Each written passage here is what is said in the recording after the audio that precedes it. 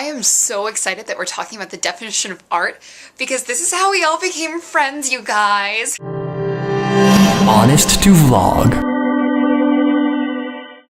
So before you watch this video, you should go back and read the comments on this video right here because we had a whole discussion about art and accessibility and all of those awesome things and different dualities of self, and that's where this video kind of comes from. Sarah and I were trying to figure out what the definition of art is. Does art need to be accessible? Is accessibility a part of art? Is it not? I pretty much agree with Way's definition of what art is, and I think that art doesn't really need to be accessible at all.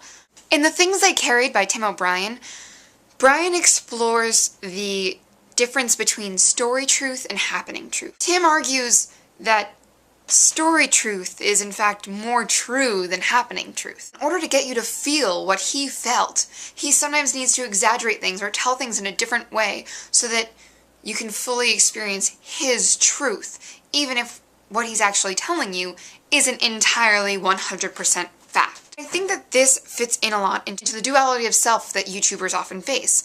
There's a different character that you meet on YouTube than the person that I am in real life, and that's just the way it is. I try my best to be as true to myself in my videos as possible, but a lot of people don't. For example, Peter. Peter's videos have a lot of different characters, and we don't know which one is actually the Peter until we meet him.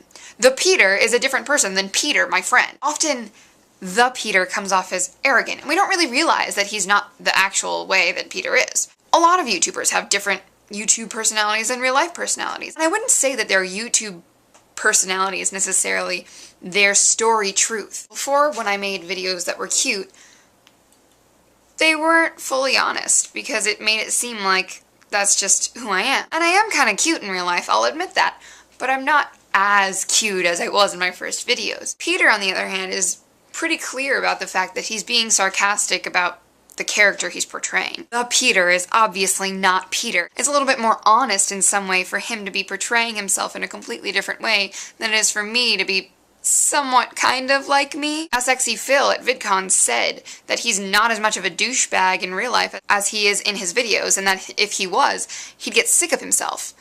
But what's the goal when we make videos? Should we make videos to entertain others or just because we like to? I like discussing things, but I think I generally make videos for the viewers. I want them to like my content. Sometimes making a video will help me sort through my own thoughts, but one of the main reasons I make videos is because I want to be friends with other people who make videos. Is that weird? Which is more important, being likable in a video or making your viewers think about things? By posting a video of himself being completely arrogant, Peter managed to get a discussion in the comments about what art is and what the definition of accessibility is. You could say that art is something accessible. Is something accessible if it's able to be interpreted by lots of different people in lots of different ways? Is it accessible if the content is likable or if you can understand it? Is it accessible if it's easy to get a hold of? Is YouTube in general just accessible no matter what, just because anyone with an internet connection can watch them? And should we limit ourselves to what's accessible anyway? I would argue that this channel probably isn't the most accessible thing on YouTube. Limiting yourself to what's accessible would make what you're doing inherently not art, because art should be complex and able to be interpreted in lots of different ways, but that makes it accessible by lots of different people, but then it doesn't, but then